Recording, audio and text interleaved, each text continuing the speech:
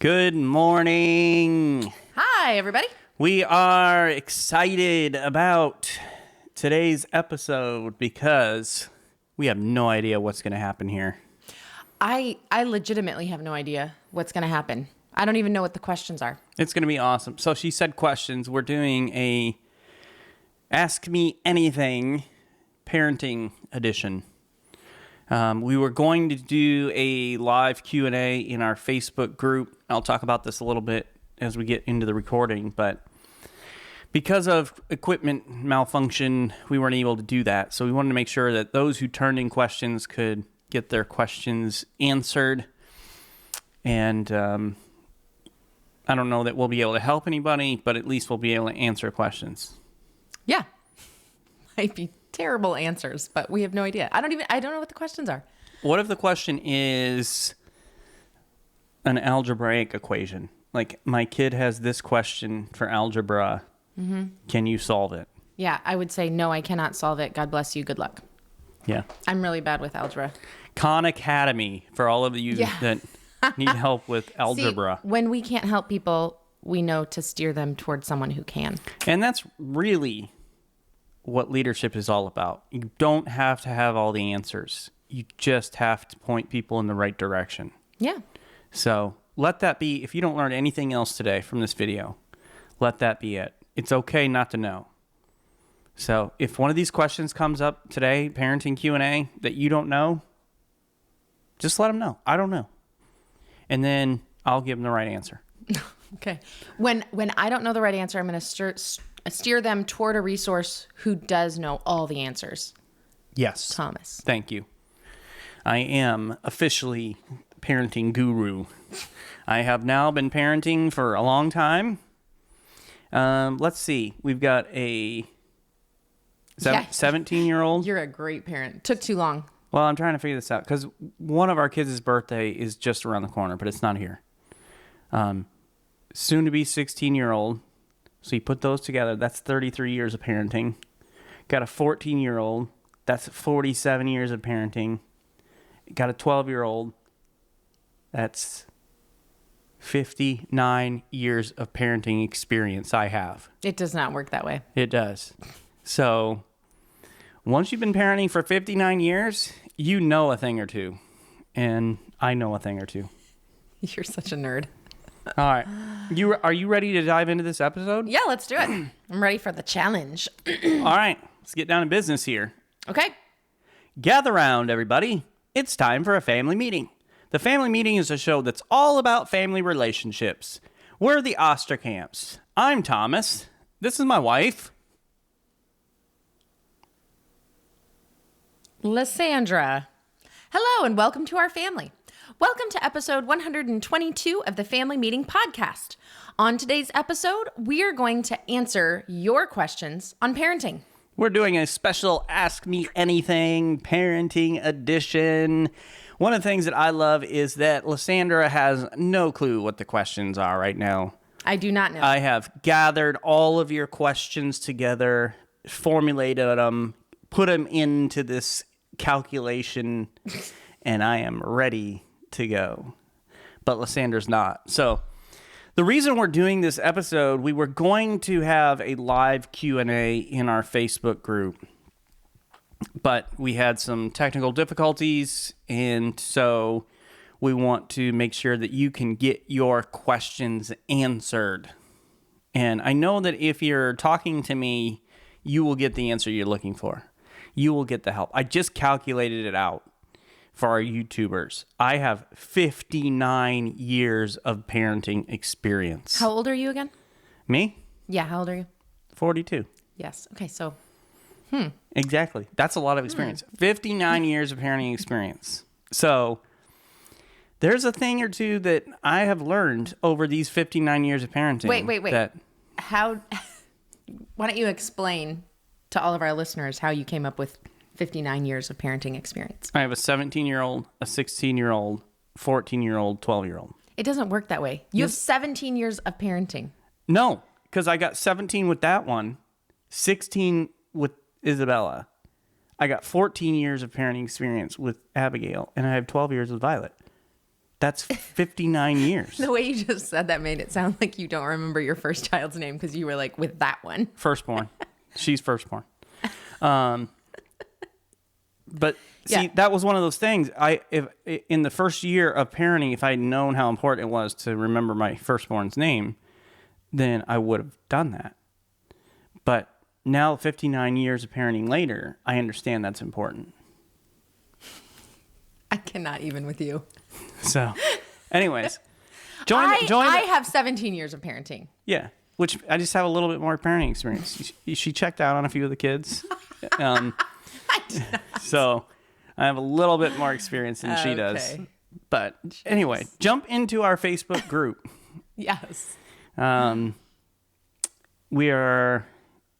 going to have a challenge in February. I won't talk about it yet, but we're going to have a challenge in February. So you're going to want to jump on board right around Valentine's Day. So I think it'll be a good time. Sounds great. Can't wait. We have a relationship refresh coming up July 21st and 22nd of 23. Can't wait. And we have people getting their tickets already. Nice. Podcast listeners grabbing their tickets. So go ahead and grab yours and join us in beautiful Orlando, Florida. Yeah, it's a great place to hold a conference. So it's a great excuse to be able to go to Orlando. Oh yeah. Well, and there's all the amusement parks, Disney, Universal Studios, all that, SeaWorld, Busch Gardens is around. You are within an hour-ish of both coasts. So if you want to go Atlantic side or Gulf side. And enjoy the beach. So it's just centrally located to whatever you want to do. Gatorland, Legoland, everything. Yeah, it's a great place. But most importantly, relationship refresh. Oh, yeah. So let's dive right into this parenting Q&A. And I want to kick things off today by asking Lysandra this question.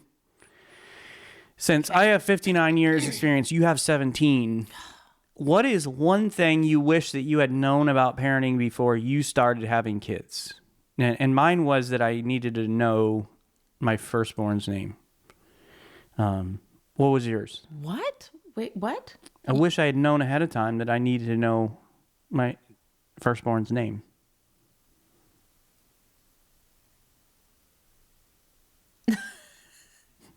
I don't understand what you're saying at all. Have you already forgot this whole long conversation we've had? Okay, you're joking. Okay. I thought you were serious. And I was like, you can't remember her name. Okay. I love that she has to think twice about whether or not I actually know my firstborn's name. I feel like that means you're not a great parent, babe. So for everybody out there, her name is... It's your grandma's name. Oh, Catherine. Yeah. Yeah, I remember my grandma's name. Okay. Why didn't you say that earlier? All right. What the question is, what did I wish I knew before I became a parent? Before you started having kids. I guess I'm going to choose the thing. I'm going to pick two things. And these are things that I would say surprised me. One. And do you like surprises? I like being surprised with positive things. Okay. What if like somebody was helping you do laundry and you went in there and there was a snake in the washing machine? I really hate that so much. Like, I just hate it so much. But I understand that this is your way of having fun and I love you, but I hate it so much. So for those of you who aren't like Facebook friends with me, you need to find me and check out the video. That's all I'm going to say. Yeah. It's the way Thomas flirts. Well, the thing is, like, a horrible way of flirting. You try to help people with household chores. Like all the husband books say, help your wife with the chores. And I follow through and help out with the chores, and this is what I get. You did not help at all. All right. So two things that kind of surprised you about parenting. Oh, yeah. Okay. So one was that each child is going to be completely different and you can't parent the same. I kind of thought like you just spank them and, which I do believe in spanking your child, but some children had to have a different way of being dealt with when they were naughty. And I didn't understand that until our third child, Abigail. because the first two were identical in behavior and style. I don't know how that happened. I don't understand it, but it just did. And so when Abigail came along, it was like, okay, we can't parent her the same way. Now, the rules were the same. It's not working. Right. The rules were the same, but she just had to have things explained to her differently than the first two. Okay, yeah. And it is so weird how kids who grow up in the same environment, and especially with how quickly we had our kids and how close they were together, like we didn't really change much. No. In our style and everything else. Catherine was just two and a half when when Abigail was born, right? I don't think she had. So it's just like. Is that right? I don't know. I'm not a math major. Yeah, go to Khan Academy. She was 2.5 when Abigail was born, and Isabella was 1. But it's like they grow up in this exact same environment and yet totally different. Mm-hmm. You're right. That was one of those things where it was eye opening when it finally clicked, and I don't even remember what it was. I don't know if it was God. I don't know if I had been like reading a parenting book or whatever, and it kind of gave me the idea. I don't remember. I'd give credit. I don't believe it was a parenting book. I really, truly believe that the Holy Spirit helped you to see. But I was just like, once I finally figured out I need to sit down and talk with her and let her explain everything and just talk everything out with her. That was the game changer. Which we were kind of against that style of parenting because in our minds that was like New Ageism, where it was like, just talk about your feelings and nobody gets consequences. And we were not like into that. We didn't want to be like that. But with her, she had to have conversation and you had to get down to the why behind her behavior. Whereas the other kids, it was just like they wanted something, they took it, they threw a fit. You know, it was like very cut and dry. With Abigail, there was a whole other layer underneath there. Well, and her mind just works differently. Yeah. And so giving her that opportunity to just like vomit out all her feelings and thoughts, and then we could deal with the problem at hand. Like, understand you feel that way or whatever, but or hey, here's how we can help you change the thing that's upsetting you. And then there's still the issue of dealing with you have to deal with the behavior, but then at least the fit would stop and the screaming would stop. Yeah. Okay. So that was the first one. The second one is I had this idea that with every child we had, the clock started over for 18 years. So when Catherine was born, I thought in 18 years, Thomas and I will be able to go on a date. We'll be able to kind of have a life back. Then with Isabella, I thought, 18 more years and so on and so forth. And what I didn't realize is that as soon as your kids are old enough to stay home alone and responsible enough to stay home alone, you can have that freedom back that really is completely gone when they're little. Like when they're little, I remember having to talk to each other before we took a shower. Like, I'm going to get in the shower, watch the kids. Like, you can't even just take a shower. You lose your freedom in that stage of parenting. Because if nobody's watching them, one kid gets the peanut butter balls for the other kid and throws it in the crib and they pig out. And that totally happened in our home because I told Thomas I was getting in the shower. You're on kid duty. And he didn't really hear me. He was like, uh-huh. And then he left and went to work and left our 1-year-old and 2-year-old unattended. And they're not unattended. You were there. I was in the shower. They were completely unattended. And so bad things happen. But you lose that freedom in that beginning stages of parenting. And I really felt like I have such a long time before I can have a little bit of freedom again. And that's not true because as soon as Catherine was 11, our kids were all like, they were pretty well behaved. We didn't have any big time problems. And so Catherine, we could leave the kids home when Catherine was 11 for really short amounts of time. The first thing we did was we went to the grocery store. We had them a cell phone. We let them watch a cartoon. We went to the grocery store. It was 5 minutes away. Yeah. With your mom across the street. Yeah. At work. And you remember we called them on the cell phone to make sure they knew how to work it. Yeah, we were in the driveway and we were like, if we call you, answer the phone. So we got in the driveway in our van and we called right away. And immediately Catherine answered and she said, yes, ma'am. You know, she was really good. And we're like, okay, we're going to go to the grocery store. She's like, okay. And they watched their cartoon. We came back. So the freedom started at that point. not necessarily 18 years later. Well, I remember like getting out of the van at Hy-Vee, and we're walking in alone with no kids. It was so weird. Both of us together, no kids. And I felt like Mel Gibson in Braveheart, where I was just like, freedom! Yes, it is amazing. And when you can just be like, hey, want to run to fill in the blank? And, you know, you can be like, yeah, let's go. It does. It just feels amazing. Like, hey, kids, watch Backyardigans. We're out of here. Yep. And that was the thing, too, is like we didn't let them watch a whole lot of cartoons and very much screen time when they were little. So when we wanted to get out of the house and we would put on some sort of cartoon, they were glued to it like zombies. In fact, I remember when we came back from Hy-Vee, they were all in the same seat. Yeah, exact same spots. Yeah. But now that also may differ in every family because, like, I know boys are different than girls. We have 4 girls. The dynamic can change when one boy enters the equation. You know, I mean, everything is different. Or you might have kids who are more hyperactive than ours were or whatever. But for us, it worked really well. Yeah. Okay, what about you?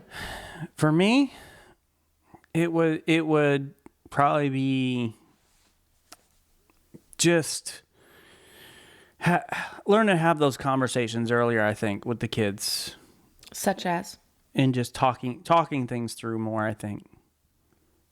Listening to more of their thoughts and feelings. Okay. I wish I had done that earlier. Okay, like, are you talking earlier, like 2 years old? Yeah. Mm-hmm. Yeah, just learn to have conversations. Mm-hmm. What would those conversations sound like? Like, they're throwing a fit on the floor because I won't give them another cookie. Dad comes in. What would you want? What would you do now? They're 2 years old. Now? It's hard to say now because I'm an old man now.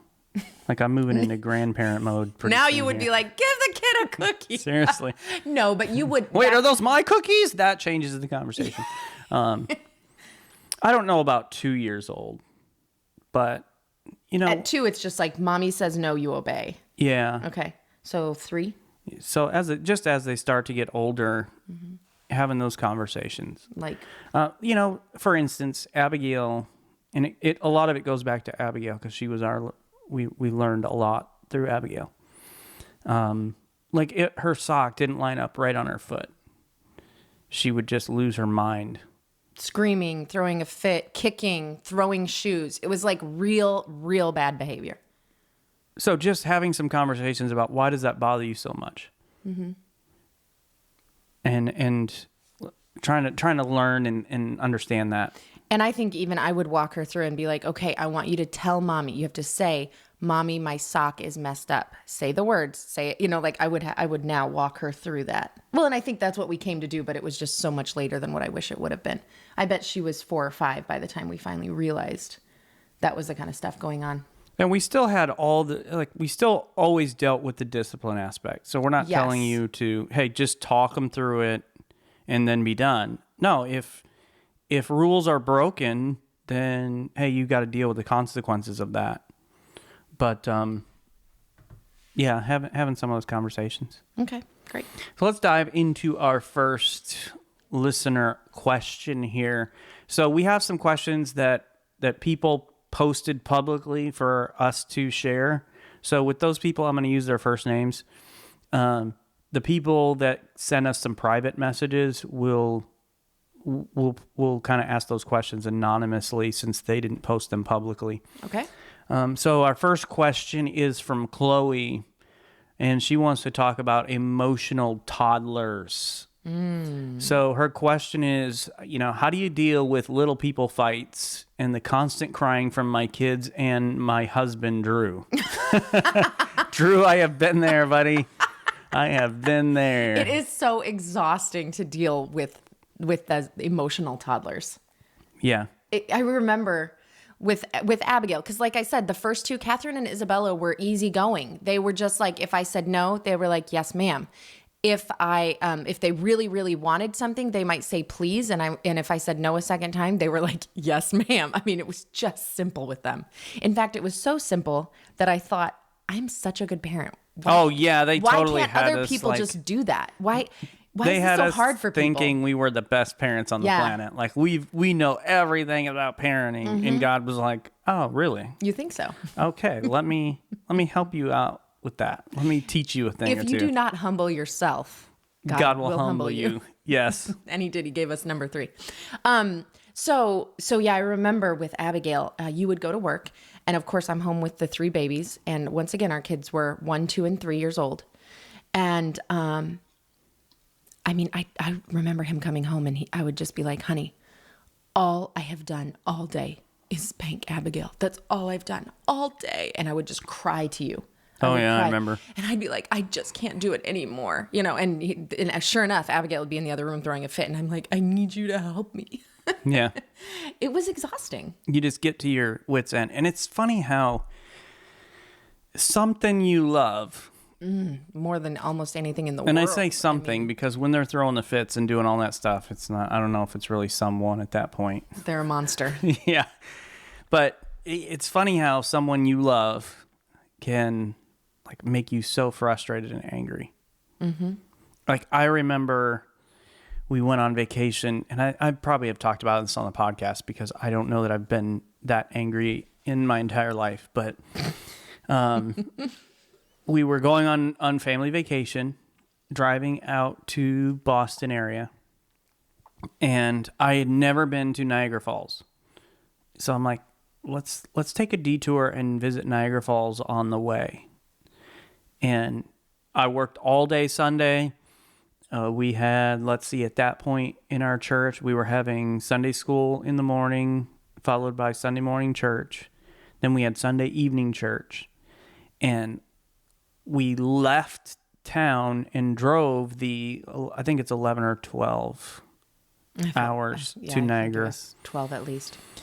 So drove all night. You drove all night. Yes, I drove all night to Niagara Falls. Pull up first thing in the morning. And we go to get out, and all of a sudden, Abigail wakes up and just starts screaming her head off. Yep. And I'm like, are you serious? Like, first of all, I'd been up all night after working all day. Like, I was exhausted. Mm-hmm. And then I'm at this place I've wanted to see since I was a kid. And my first experience at Niagara Falls is my kid screaming their fool head off. And just to give this some sort of explanation too, a little bit further, deeper, is the river creates this canyon at Niagara Falls. It's gorgeous. And we wanted to hike down to that canyon. And we're down in this canyon, and she's screaming the whole way. And it's echoing off the walls. And it's so loud that like people everywhere are trying to find like, where's this screaming kid? Is somebody murdering this child? No, not yet. We're just trying to get her to be quiet. Anything like what, and we still don't know what it was. No. She was, how old was she? Was Violet born? Violet was I think born. it was. I think so that one was her sock, 2. I think. She would have been 2.5. I think it was her sock in the end. But all she could do is just scream nonstop. It was awful. So for Chloe, and sounds like Drew needs a little help here too, what would you tell them for how to cope with that? Because a lot of times you're not really going to be able to change the emotion of your child. Some of that you can, depending upon your child, you can help to talk them through and try to get them to understand why they're feeling the way that they're feeling. But sometimes, like with Abigail, we just couldn't for the longest time. Now, as she got older, she was able to verbalize it. But yeah, I mean, I remember like coming at it from different directions. Like, okay, I'm just gonna go and I'm just gonna like hug her and hold her and love on her. Just come at her with like lovey-dovey, and that wouldn't work. That she wouldn't accept it. Like that wouldn't help. And then of course the discipline, that wouldn't help. Like she just screamed louder, So what did you do personally to cope and to deal with it yourself? Yeah. So if I couldn't change her behavior, the thing that I would do is I would take breaks. So there were times when I would put her in her room and I would shut the door and I'd make her stay in there, and she would obey. So maybe you have a child who won't obey and you have to deal with that discipline of like, I told you to stay in the room, but she would obey and stay in the room and just scream her fool head off in her room. And I would turn up music or TV or something to drown out the sound of her crying. And I would lay down in my bed and I would just take deep breaths. and I would like try to get away from that noise, that screaming, and try to like refresh my soul. And I would read the Bible. I would do whatever I could for my own emotional state, because then you have to eventually face it again. You have to face that screaming again. So I believe in taking breaks, and as in, you and your spouse should be taking breaks. So like when Thomas would come home from work, I'd be like, I can't anymore. And he might take over for a little while. Maybe I'll go to the grocery store by myself, or I'll go grab a Starbucks and yeah. I wasn't drinking coffee back then, but that's totally what I would do now. Yeah. Well, and we have friends here in Palm Coast, Nick and Chris, and they talk about this often, how they'll tag team it. And he'll be at work, and they homeschool their kids, and they've got a blended family, beautiful family. Mm-hmm. But she's at home with the kids all day, and there's times where he gets home and she's like, tag in, buddy, because she's like, I'm out. It's my turn to get a break from all of this. And so they talk about that tag team and tag in, tag out, and that way when you need that moment, Drew can go out to the car and just quietly cry and catch a little break. Turn on some Enya and just cry. Just have a good cry. Cry it out. Yeah. And I mean, there's so many different things you can try to do with their little people fights. We walked our kids through how to fight. And of course, every age is different and every child matures at a different level. So, the age at which you can do this is going to be different for each kid. But we would literally be like, okay, our kids had a fight. So then, okay, all right, Catherine, you wanted the toy. Isabella had the toy. Should you have taken the toy? No. What should you have done?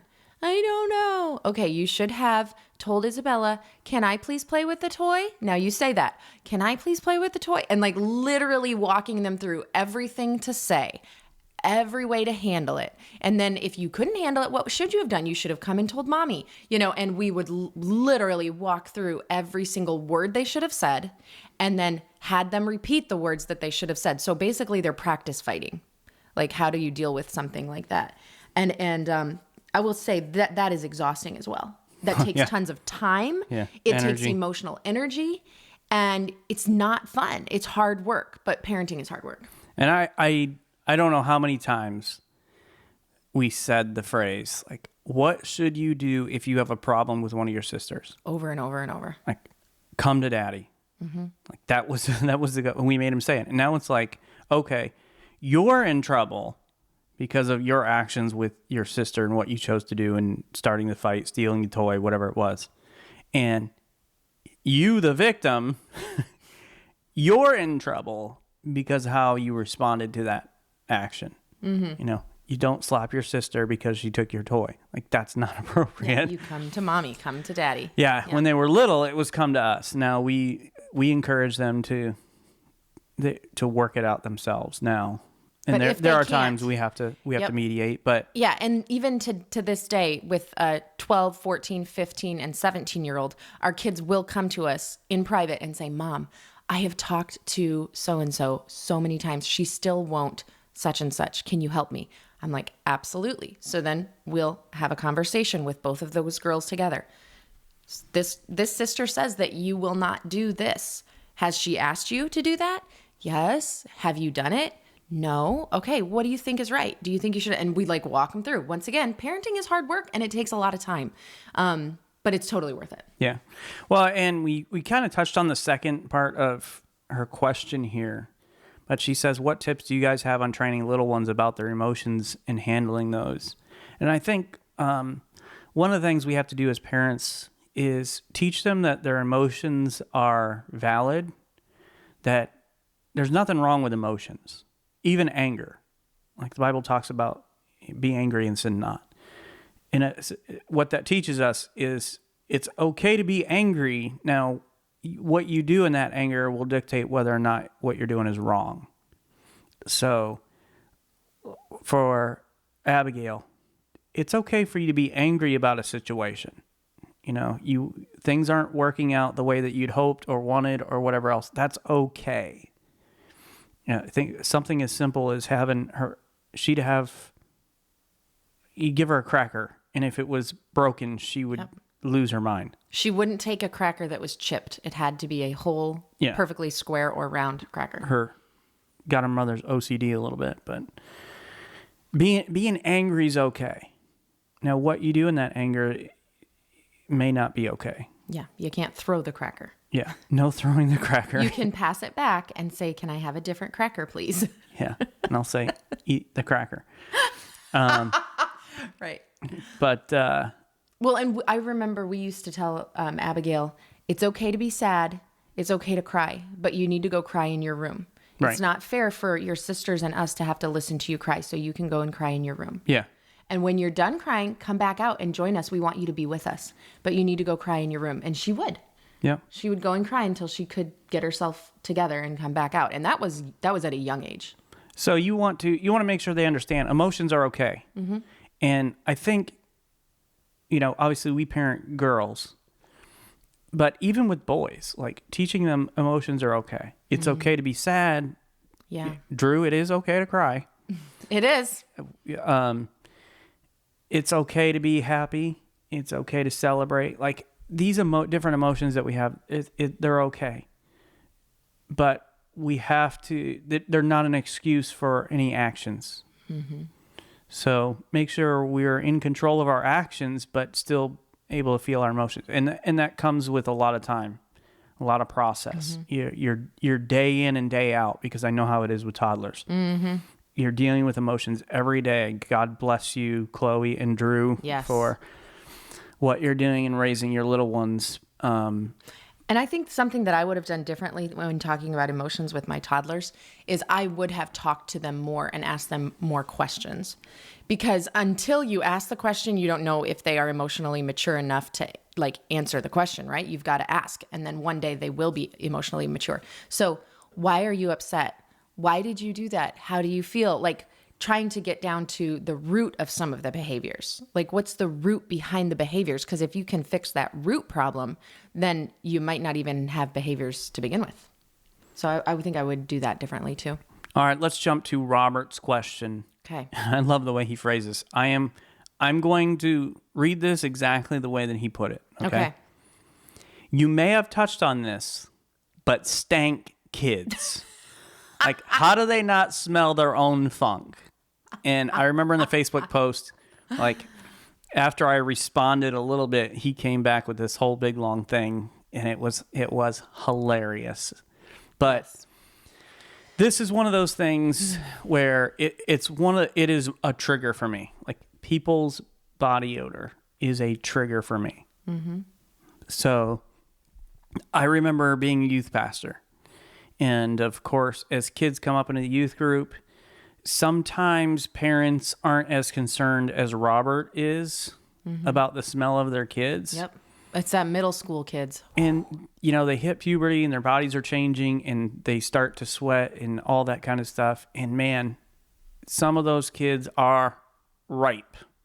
Oh, it's so bad. And I would not go anywhere with a kid without making them show me their deodorant. They had to have deodorant with them, and that was their ticket to get in the van or the car. Yep. You are not getting in this car without showing me that. Yeah, they couldn't go to teen camp without showing their deodorant before they hopped on the church van. Or the trip to Six Flags or whatever else. If you traveled with me, you have deodorant. Yeah. Because that's one of my things. And even, our girls are pretty good now. I very rarely ever smell our kids now. Mm-hmm. Because when they were starting to go, obviously Lysandra had more conversations with our daughters about this than their dad did, about how to take care of themselves and personal hygiene and all that kind of stuff, which I'm very thankful I didn't have to have those conversations. But there would be times, especially early teen years, where I could smell them and I'm like, hey, did you put on deodorant today? And I would start with that question. And then I might have a different conversation based on what they told me. The answer was almost always no, they were honest. And then it's okay, go put on deodorant. But once I've had the same conversation over and over and over again, sometimes I didn't handle it well. Like I said, we're going back to the emotional toddler thing. Like, it's okay to be angry, but your actions shouldn't change. You like dictate based upon your emotions. There's times where I'm not proud of this, but it's kind of funny, where I'm just literally like, who didn't put deodorant on? Who is it? Who is Who it? is it? And then all the kids are like frozen, like for all of you on YouTube, they're like smelling their armpits. Like, is it me? Who is it? I thought I put deodorant on. But of course, the one kid knows who it is. Yeah. And it's just like they quietly exit the room and disappear for a couple of minutes. Yeah. But yeah, those we are very direct in those types of conversations. It's we're not leaving the house with you smelling funky. Right. Listen though, parents, one thing to remember is that starting any new habit is very difficult. You go ahead and try to start a new habit yourself. Try to add in something to your daily schedule right now. How long does it take you? How many times do you fail? Sometimes you just give up altogether. So give your kids a little grace because it is really hard to start a new habit. Secondly, my advice is to ask them often in the morning, just like we did when they were little. Did you brush your teeth? Did you brush your teeth? When they're like 4 and 5 and learning to brush their own teeth. You're going to have to be like, did you remember deodorant this morning? Okay. Like, it's like when you're packing their lunches or you're like, do you have your homework in your book bag? Did you remember your lunch? Did you put deodorant on? Like, it's about training. So we are their trainers and we are the ones who have to help them with this. They're not going to just wake up one day and be like, I'm going to put deodorant on every day for the rest of my life. That's our job as parents to help them get in this habit. So the other piece of advice that I want to give you is don't shame them because everyone stinks if they don't take care of their body. So don't shame them and be like, you're the most disgusting kid in the world. Like, you're disgusting. I can't stand being around. Like, don't be shaming them. Don't say things that you would never allow them to say to someone else. Always speak in a loving way. So I would sometimes take my daughter aside and I would say, I love you, but I can smell you. And if I can smell you, everyone else can smell you too. So what do we need to do? Put on deodorant. Okay, go on and do that. Like, you don't want to be known as the smelly kid. Right. So I think what you touched on as far as like reminding them regularly, hey, did you take a shower? Did you put on deodorant? But then we took a step further of having some repercussions. Mm-hmm. So one of the things that I just told the girls one time that, hey, this is what's going to happen. If you don't take a shower, I'm going to take your phone away for as many days as you didn't take a shower. Mm-hmm. So if I ask you a question like, hey, when was the last time you showered? And it's been 3 days, you're losing your phone for 3 days. So that changed it almost immediately. It wasn't just your phone, honey. All electronics? All electronics. They could not watch TV, movies, no phone, no music, nothing. They lost everything for 3 days. You only had to enforce that one time with one daughter, and everyone has showered consistently since. Yeah. So I knew that would work for our kids. So in your scenario, that might not work. What you have to figure out is what's going to work for your kid.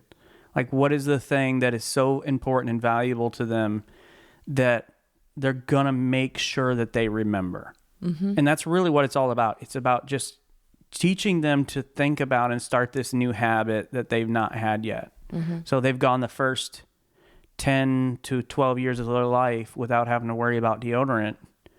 It's hard. Mm-hmm. As you mentioned, as an adult, you try to start a new habit. Something as simple as reading your Bible every day. Isn't it funny how difficult that can be? Yes. So go ahead. I also think about this kind of second part of his question. How do they not smell their own funk? And I remember this as an adolescent. I was really young, but I remember thinking, I can smell my armpits, but nobody else can. I remember thinking that. And so they probably do smell themselves, but they think it's no big deal, or they think nobody else can. So what I always taught my daughters is if you can smell it, everyone else can smell it too. Because I'm afraid that they were thinking the same thing that I thought when I was a little kid. Is like, oh, nobody else knows. Well, honestly, if it's happening so frequently, they literally might not smell it. Yeah. Like you do become nose blind to stuff. That's true. And I think about, I literally can't smell my own cologne. I smell it when I first spray it on, but after the first second or two, I don't smell it anymore. And I don't know how many times I've gone to Lysandra and been like, did I put cologne on? Like, I need her to come smell me to make sure I put cologne on. And it is always my pleasure to do so. So, nice. So they may not smell it. Like, because they're so used to it, they literally may not smell it. Mm-hmm. Mm-hmm. Good question, though. All right. Renee has questions for us talking about tidiness and things like that.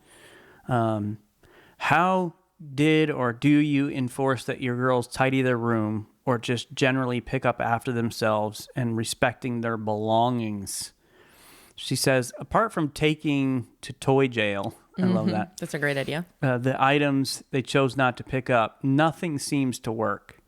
Ours are 4 and 6, and it's all caps, insane, the stuff they can throw around in their room when they have barely any toys in their room. I had all their clothes in our closet at one stage, but then that just destroyed our room. Right. And she says, I wasn't ever allowed to have a messy room, but I don't want them to keep it up out of fear of punishment. I want them to learn responsibility and respect. This is so hard. I remember this. I mean, even now, our kids, they want a clean room, but they don't want to put in the work. So, like, our kids go back and forth between having a messy room, having a clean room, back and forth, back and forth. This is a really tough one. And I think it's partially choose your battles. Like, how much time do you want to put into this? You know, what are the standards that you really, really care about? Is it that the floor is clean? Or is it that every nook and cranny is clean? Like, you know, figure out where you land in that. Because there's a big spectrum of what your expectations can be on a kid's room.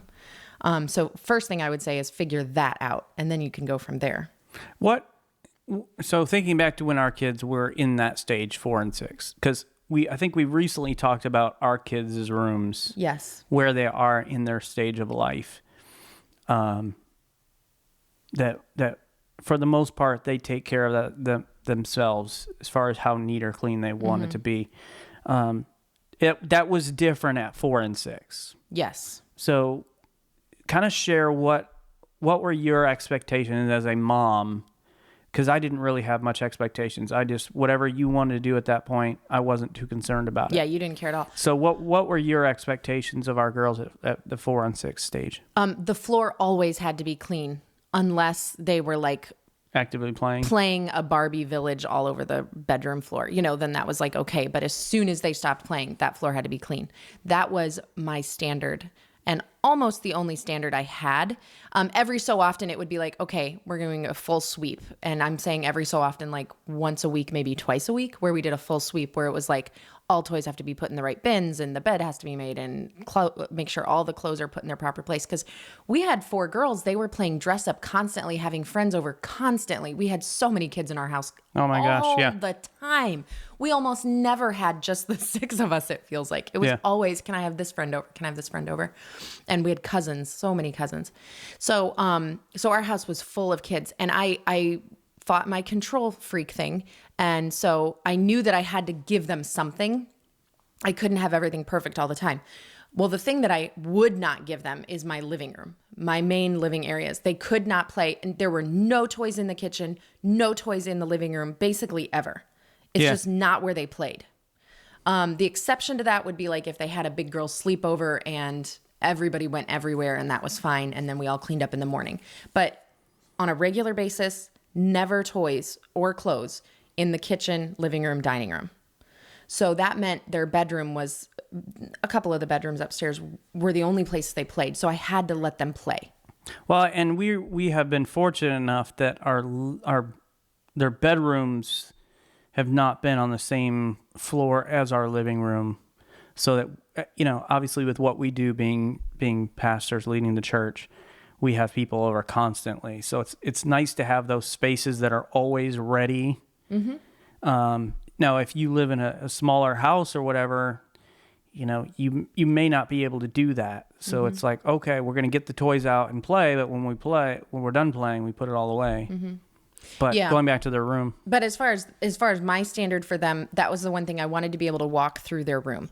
And they also could not leave clean clothes on the floor. So you know how girls are. They would change their clothes. No, I don't want to wear this anymore. I'm going to change back into something else. But it wasn't dirty. It was just like they were going through all these clothes. And so they were supposed to clean them all up and hang them up. They absolutely did not. Okay? I'm telling you what the expectations were. They didn't do it. You're still getting heated thinking about it. I'm angry right now. Okay, people, I'm going to vent. I constantly was like, why are these clean clothes on the floor? Why are these here? And then I caught one of my daughters taking the clean clothes and putting them in the hamper because it was easier than hanging them back up. So then I was washing clean clothes. Oh, yeah. And at that point, our house was set up where it was their bedrooms on the top floor. Then there was the main level. And then the washing machine was all the way in the basement. So I was hauling the hamper up and down 3 flights of stairs every time I did laundry. And then I figured out that she was putting clean clothes in the hamper so she didn't have to hang up clothes. Oh my goodness, I went off on her. And she had to do the laundry. She was little too. And I made her do the laundry because I knew it was the only way she would learn. Yeah. Then that stopped. But yeah, they didn't do it, but it was a constant battle. And I chose to fight that battle. I chose to keep working on that. And I will say now, they usually always put their clothes away and hang up their clothes. And for the most part, their floors are clean. It's like their desk has stuff everywhere. Their bed has stuff everywhere. They don't make their beds.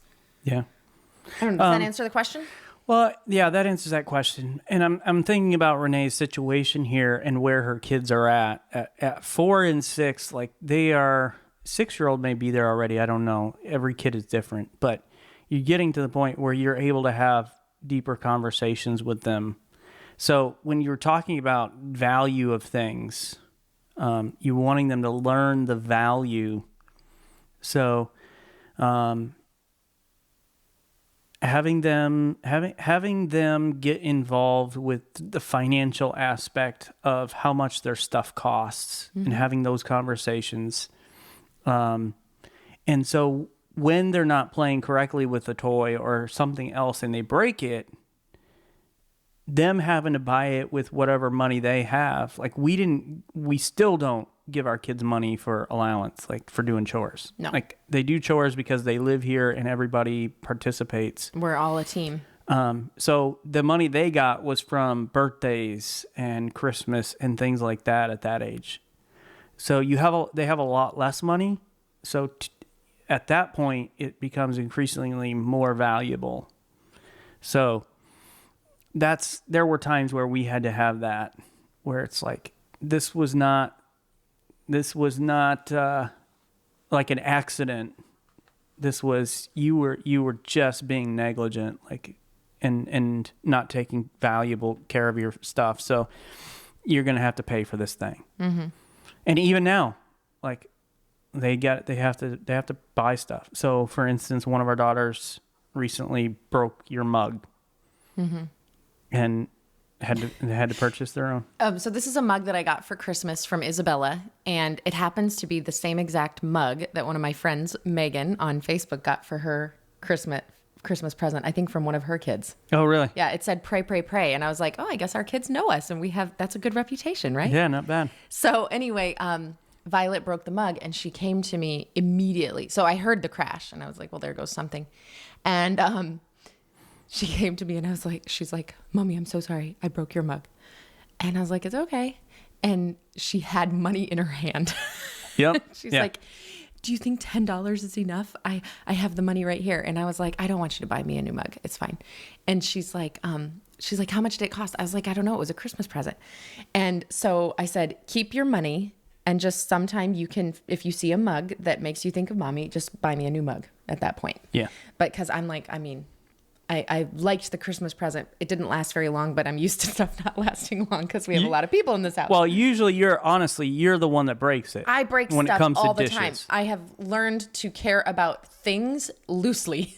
Yeah. Because I'm like, there's a good chance I could break this thing. But what I love is that she has learned the value of stuff and taking, especially somebody else's stuff. Right, somebody else's stuff. So, Renee, this is going to be a lot like what we talked about with Chloe and Drew. at the stage that your children are in is it's a lot of conversations. Mm-hmm. It's a lot of talking about things. And part of parenting is just having the same conversation over and over and over and over and over again. Yes. You wish you could just like record it and then sit them down 8 times a day instead of having the conversation 8 times a day and have them watch the video. Doesn't work that way though. Like you're going to have to rewatch the training video 8 times. Like, yeah, this is your orientation. So it's irritating sometimes, but you got to have the same conversations over and over again. And then as they progress and get older, you're starting to do things like, okay, you broke this. You are going to have to pay for it. I love what you're talking about the toy jail. I think that's a phenomenal idea as well. It's like, okay, you're not taking care of this right now. This your favorite toy is going to toy jail or whatever because you're. Yeah. And let me give you this encouragement as well. If you can't have the conversation with them in a kind, loving way, then don't have the conversation yet. Yeah. Take a little time out. Okay. So I remember coming into my girls' rooms and seeing that they had done the same thing over and over for, another day. And I remember looking in there and they knew they were busted. Like, oh, it's really bad. And I would. Mom gets that look. Like, I'm so angry. And I would just shut the door and walk away. And then they knew, like, I'm dead because she's coming back. And I would go into my room and I would like take deep breaths. I would like calm down. I would rehearse in my mind what I wanted to say and how I wanted to say it. And then I would go back in and try to say it in a calm tone where I wasn't like screaming at them or anything, because that doesn't get you anywhere. Now, did I fail at that? Sometimes, absolutely. I didn't always do it that way, but that was the goal. So make that your goal. Next question here is, what made you choose homeschool over private or public school? Good question. You want me to start answering this? Well, I'll start and then I'll kick it over to you. Okay. Give you a second just to think about it. One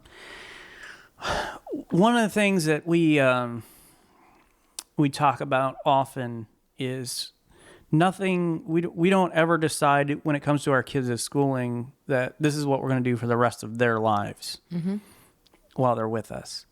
We decide year to year because our lives change year to year. Our kids change year to year. What they need changes year to year.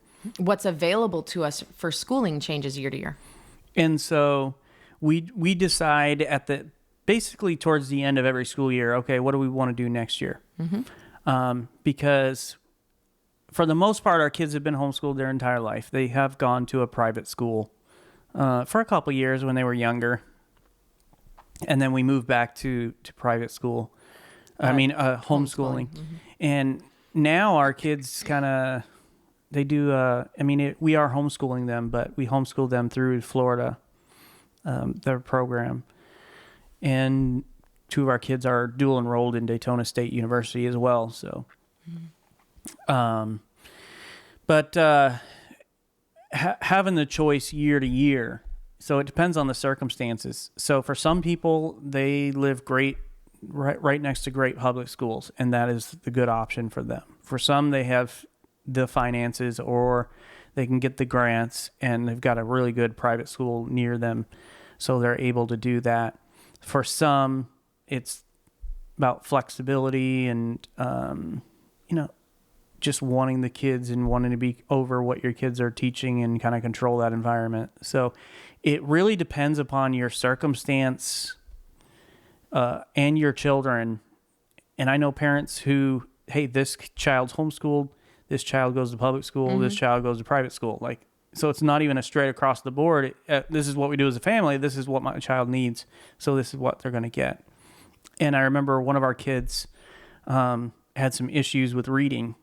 And so where we were at in Iowa, we were able to take her like 3 or 4 times a week down to the public school, and she would get private tutoring. 1 hour of private tutoring 4 days a week. From the public school. And so that was such a blessing. That really helped us. So really it's about us evaluating. The biggest thing for us homeschooling, I would say, is the flexibility of it. Because of what I do, the weekends aren't really an option for us to spend time together as a family. So family obviously is a big priority for us. We're hosting a podcast, family meeting. So family is very, very important to us. So making sure we had that family time. And really that's what keeps us. We talked about a private school when we were in Iowa, and it just kind of came back to, I don't know, that we just don't have the flexibility with that. So flexibility to me was one of the main deciding factors for what we're doing right now. Mm-hmm. Yeah. And I agree with flexibility. My main thing is I hate being apart from my kids. Like, I just hate it. And I know to a certain extent, every mom's like, oh, I miss my kids. I like them to be with me. For me, it was a pretty strong feeling like that. Like, yeah. I mean, I always went away with Thomas on anniversary trips, and we always invested in our relationship. But even in those trips, I really missed my kids. Like, yeah. Well, and I do want to say, because there are some moms out there who enjoy sending their kids to school. Yeah, and I think that's fine. That is totally it's okay. Totally fine. Totally fine. Yes. It doesn't mean you love your kids less or anything Doesn't mean like you're that. not a good mom because you No. like to send your kids off to school. That's totally okay. Yeah. I would totally send my kids off to school for that reason. Yeah, and that's fine. But for me, I just really was obsessed about having my kids near me. And so for me, that was a big reason. But I mean, other things came into it too. I know this is all kind of cliche, but bullying, like the bullying and the exposure to other people that they could get at public school and private school, stuff like that came into play. And it all was part of the thought process of what do we want to do each year. I felt like homeschooling eliminated a lot of risks, and just because there are risks doesn't mean you shouldn't send your kid to school. But even, I mean, with teachers, are they going to end up alone with a teacher? And like, just all this kind of stuff that could happen. It's not like it does happen to everyone who goes to a Christian or public school, but it definitely factored into my decision-making where I was weighing out all these things. When we did the private school, I was completely against it. I didn't want to. The principal of the private school had joined our church and really wanted our kids in their school. I'm not really even sure why. I think they just wanted to bless us. I think so. It was their way of blessing. Yeah, they believed in their Christian school, and they wanted to like bless our kids with it, I think. So we had a tremendous discount, and so it was, for the first time in our lives, affordable to send them to a Christian school. And I begged God not to make me send them there. I did. You remember that time frame? Yeah. Begged God, please God, I don't want to send my kids to a school. I want to homeschool. And it was just very clear. God was saying, this is what you're going to do. And I did fight it for a little while, and then I gave in, and that was when peace came. So they went to the Christian school for about 2 years, and I volunteered there, and I did all the field trips. And so I was still really, really close and involved. And the Lord taught us a lot through those 2 years, but I was very happy to get to homeschool them again. After that, there was a situation that happened where I knew it was time for me to homeschool again. I will say this, no matter what you choose for schooling, the most important factor in your kid's life is your family time. Mm-hmm. So you can send them wherever you want to. Yep. And how they're going to turn out, their values, their faith, all that is dictated by your time with them. Mm-hmm. So you can send them to public school, even if it's the worst public school that there is. Mm-hmm. Their faith will be fine. Their morals, their character will be fine if you invest the time as a family with them. So, right. You don't have to fear if your option is send them to public school or your option is send them to private school. Mm-hmm. I don't think everybody should homeschool. No, me neither. So you need to make a choice about what is right for your family, mm-hmm. for each individual kid even, and then make sure you're investing the time as a family. And that's one reason why we talk over and over, and at the end of every episode we give a family meeting idea, because that is the most important influence on your kids. Mm-hmm. Absolutely. So we have a question here. This one is anonymous, and I can understand why they posted it anonymous. Question is, how do you win the heart of your teen boy that causes a lot of turmoil in the home? It's tough.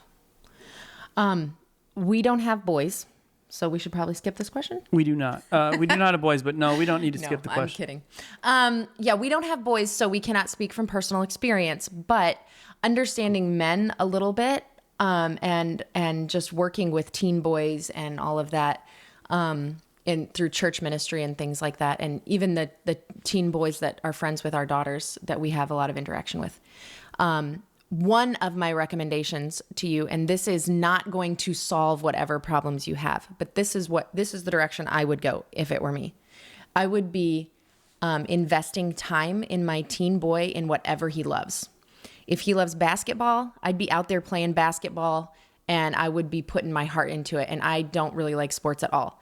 But if my teen boy was into basketball, I'd be out there blocking and returning and dribbling, things like that. Showing that you really don't know. If it was baseball, I'd be playing baseball. If he loved video games, I would play video games and I would be all in and I would be interested in the things that he does and I would spend time with him on his terms. If his favorite thing in the world was going mini golfing, I would go mini golfing with him as much as I could afford. That's one thing that I would do as far as to win his heart. Okay. So, there is a parenting book that just came out this week, and I'm not even all the way through it yet, but I'm going to recommend it for this listener. One of the things that you need to understand is you need to understand the stages of parenting.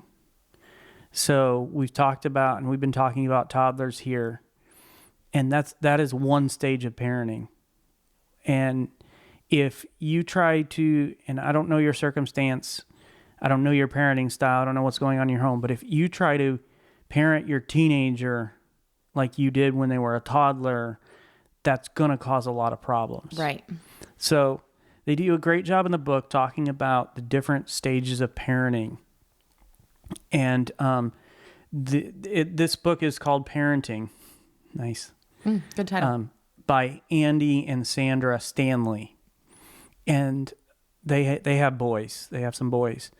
And it was interesting to hear from Sandra's perspective about when her boys became teenagers and their response and their interaction with her. And in those moments when the boys were becoming men, that's when Andy really had to step up in a lot of ways, and take charge of the parenting and step out first as far as their teen boys were concerned.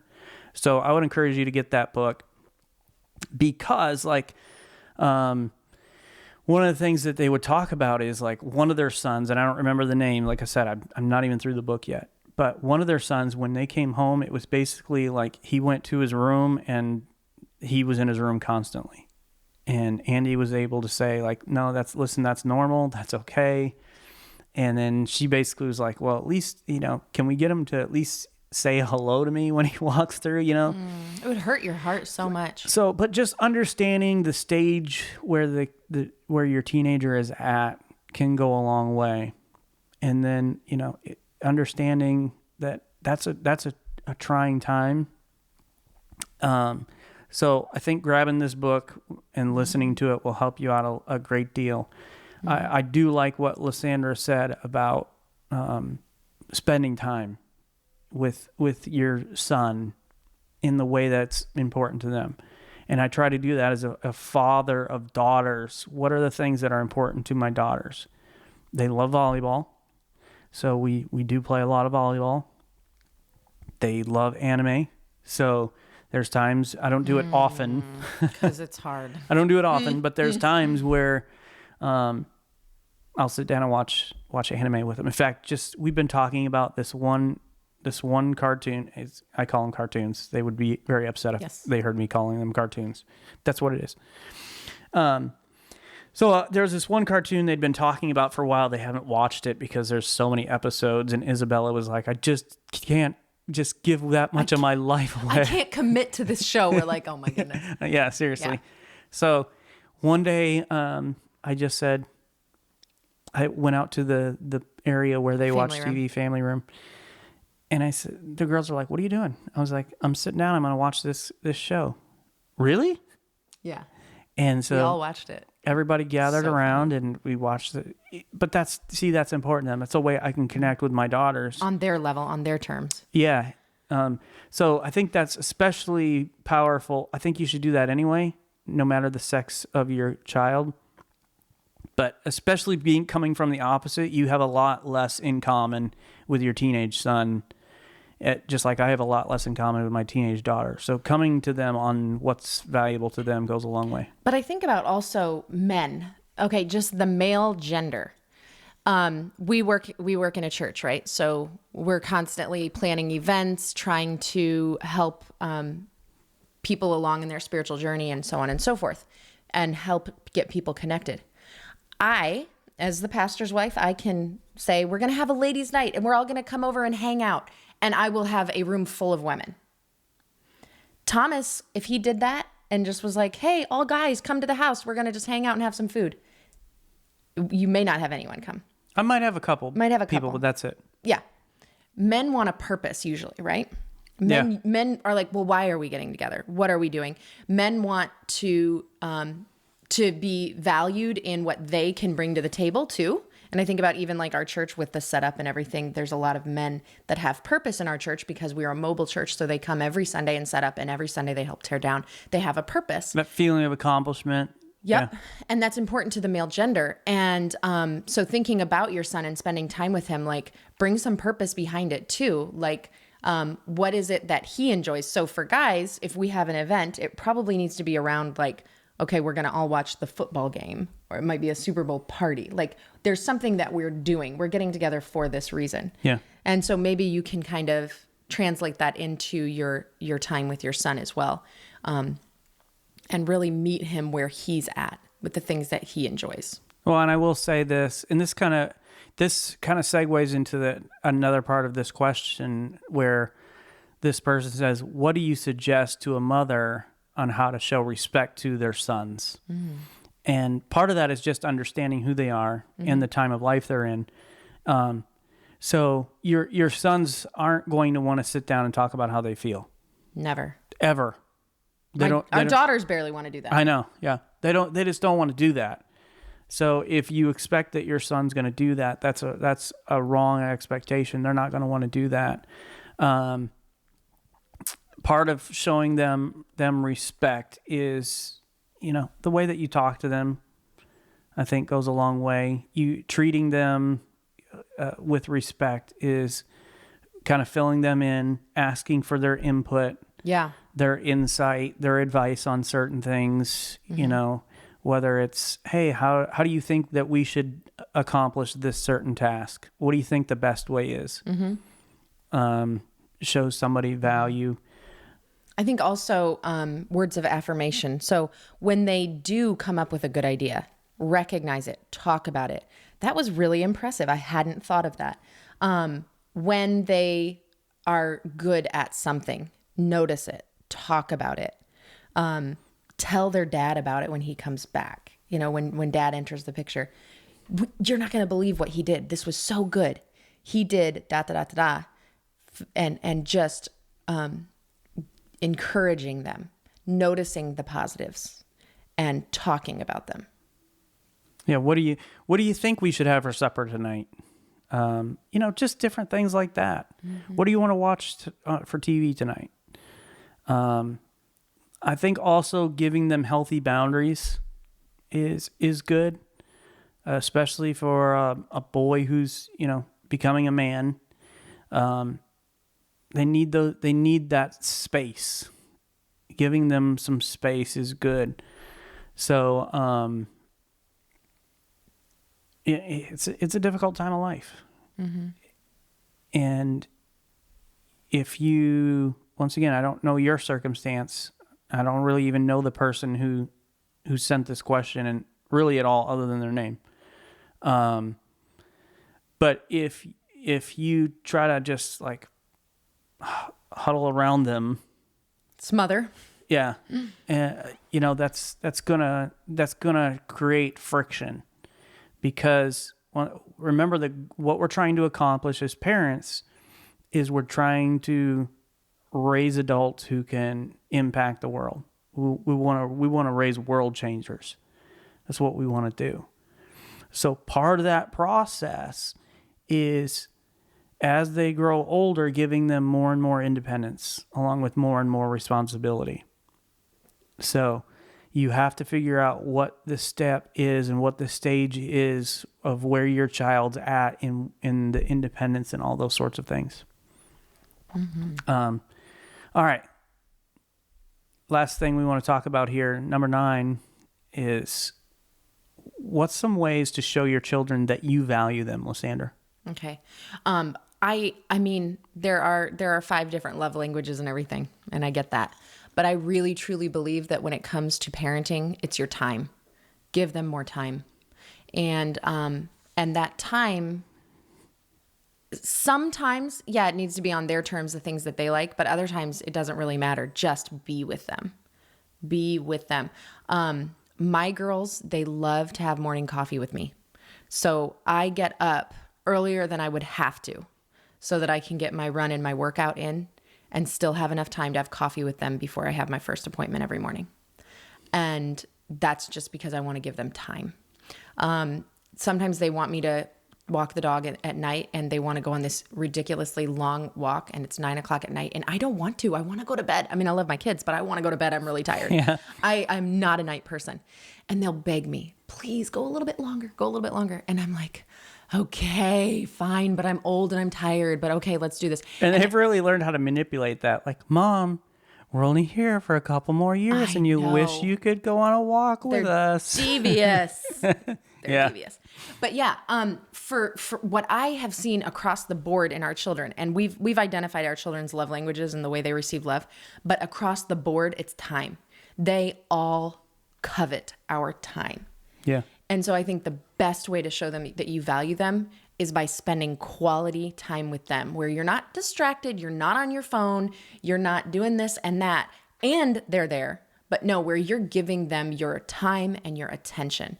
That shows them the greatest value. And I think in our society where time is probably the most valuable commodity, I think that's the best way to show anyone that you value them is by giving them your time. Yeah.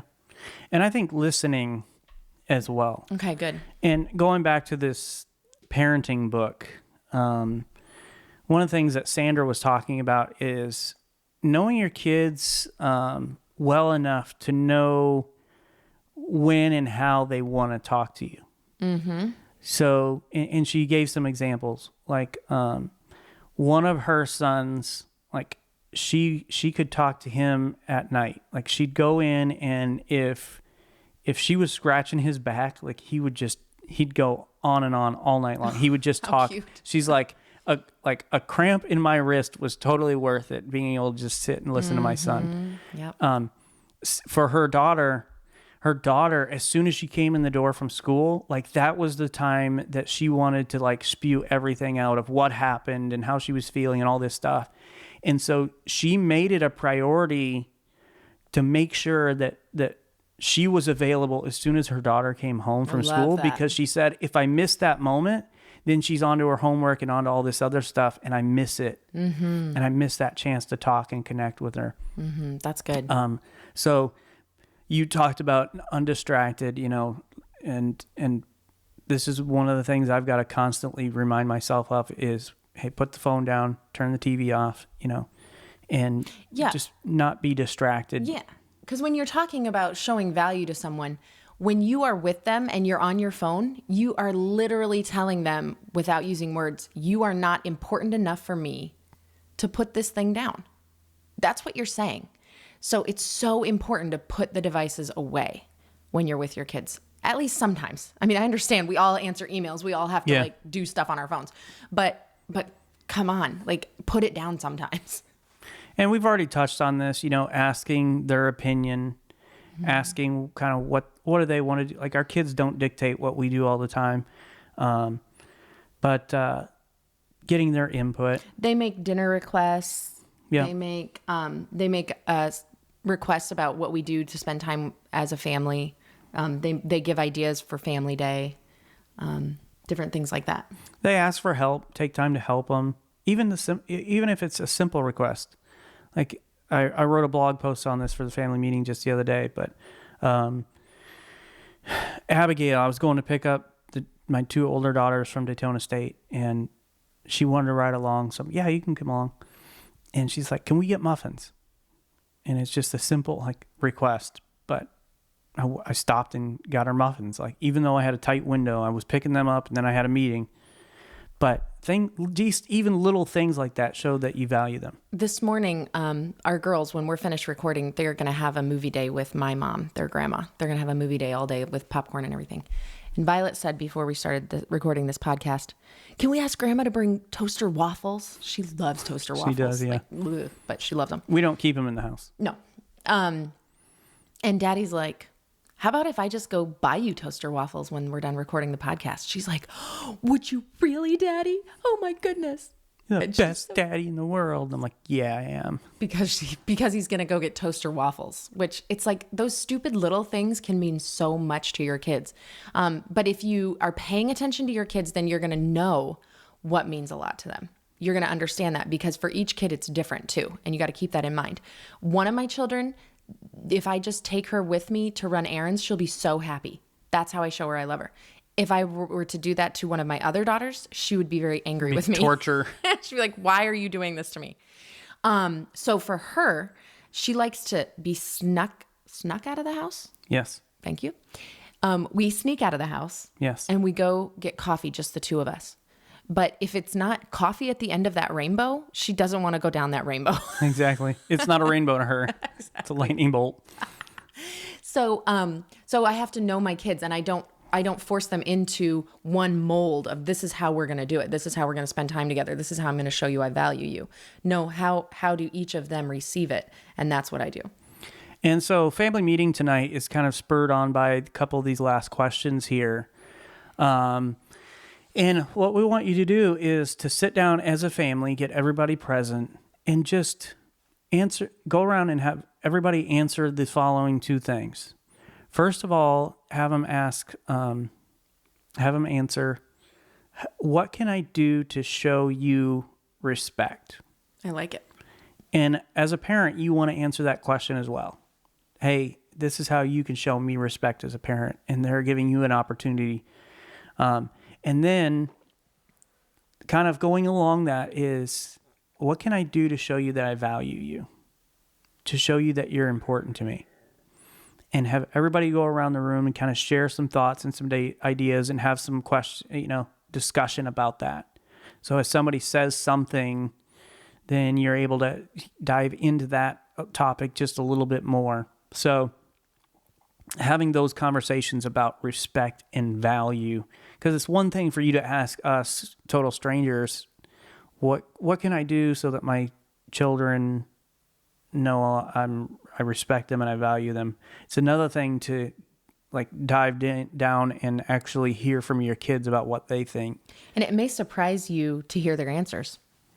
Now, as your kids are a little bit younger, 4 and 6, you might have a little bit different conversation, but that conversation might sound more like this. What do you want to do today that's really fun? Yeah. And that's you're showing them value. So, yeah, letting them choose how you're going to play that day or whatever else, or what we're going to have for supper. That's kind of a big deal. But we appreciate your parenting questions. You can feel free to continue to shoot us those questions. info@familymeeting.org. Thanks for joining us today. Please go and subscribe to the Family Meeting Podcast from your favorite podcast provider. And if you found this information to be helpful, please share this episode on social media and invite your friends and family to listen in with you. To find more content and information Lysandra and I provide, you can go to our website, familymeeting.org. Or as I mentioned a moment ago, info@familymeeting.org. Shoot us an email. Or text or call us at 904-257-3062. And we want to invite you for our next family meeting as we share 10 things you can do to not mess up your kids. Yeah. So we're basically going to share with you 10 things we did to mess up our kids, and then you do the opposite. Perfect. Thanks for joining us today for this family meeting. Have a great week, everybody. This meeting is adjourned. Yeah, boy. All right. So that's the Q&A. Good questions. Super good questions today. And if Appreciate you those. have parenting questions for us, feel free to drop it in the comments, and we'll reply right in the comments, however we can. So, while this episode's being recorded, I just showed my age. Yeah, you're 59. There used to actually be a tape in there. We're recording ahead of time because when this episode airs, we will be in San Antonio, Texas. Remember the Alamo, doing a family vacation, and then we're going to be heading to Dallas to speak at the Idea Network Summit and doing a couple breakout sessions. So we'll have a fun time with that. We won't be around next week. That's right. But we wanted to make sure that you had something you can watch even though we're going to be gone. Yeah. Yep. Because we know you have to have your weekly fix of this. I don't blame you. Me either. So thanks for watching us. We'll see you when we get back. Bye-bye.